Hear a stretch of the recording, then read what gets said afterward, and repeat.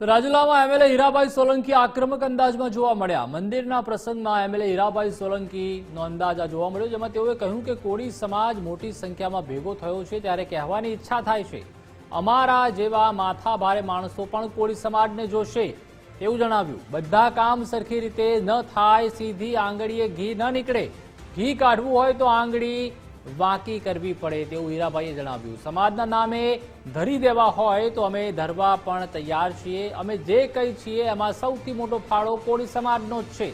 ગર્વ અનુભવું છું અને માતાજી પાસે પ્રાર્થના પણ કરું છું, આ ભાવ કોળીમાં આપ્યો તો આવતો ભાવ પણ કોળીમાં જ આપજો। ભેરાઈ ખાતે બલાળ માતાજીના મંદિરે લાપસી પ્રસંગમાં તેઓએ હુંકાર કર્યો। કોળી સમાજ જ્યારે આટલી મોટી સંખ્યામાં ભેગો થયો છે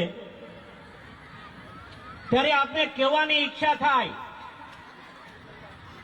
અમે જેવા ગણે તેવા,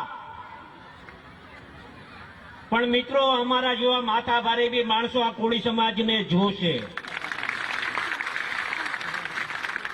બધાય બધું કામ હરકી રીતે ન થાય, બધું કામ આમ સીધી આંગળીએ ઘી ન નીકળે, ઘી છે ને કાઢવી હોય તો આંગળી ટેડી કરવી પડે। અને ન્યા અમને કદાચ ધરી દેવા હોય ને સમાજના નામે તો અમને ધરી દેજો, અમે ધરવાય તૈયાર છીએ। અને હું કામ કેમ કે અમે જે કાંઈ છીએ એમાં સૌથી મોટો કોકનો ફાળો હોય તો એ કોળી સમાજનો ફાળો છે મિત્ર, એના માટે અમે ધરવાય તૈયાર છીએ।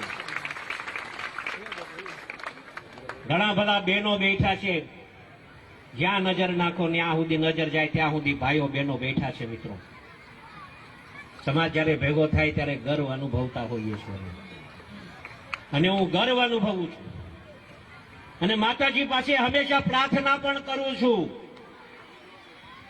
કે મને આ ભાવ કોળીમાં આપ્યો ને, આવતો ભાવ આપતો કોળીમાં આપજો। જયારે અધૂરા કામ કઈક બાકી રહી ગયા છે ને તો અધૂરા કામમાં અમે સમજો।